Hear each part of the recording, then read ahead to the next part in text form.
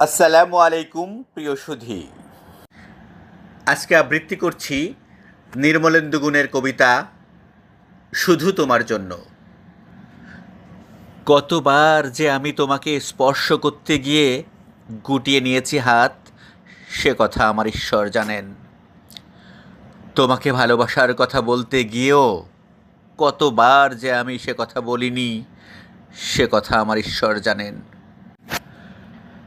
তোমার হাতের মৃদু কড়া নাড়ার শব্দ শুনে জেগে উঠবার জন্য দরজার সঙ্গে চুম্বকের মতো আমি গেঁথে রেখেছিলাম আমার কর্ণযুগল।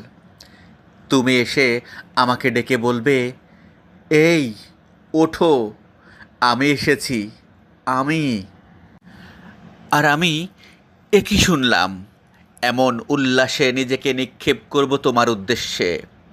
কতবার যে এরকম একটি দৃশ্যের কথা আমি মনে মনে কল্পনা করেছি, সে কথা আমার ঈশ্বর জানেন। আমার ঈশ্বর জানেন আমার চুল পেকেছে তোমার জন্য। আমার ঈশ্বর জানেন আমার গায়ে জ্বর এসেছে তোমার জন্য। আমার ঈশ্বর জানেন আমার মৃত্যু হবে তোমার জন্য।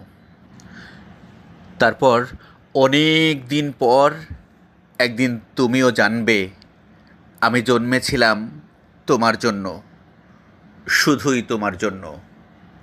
আসসালামু আলাইকুম।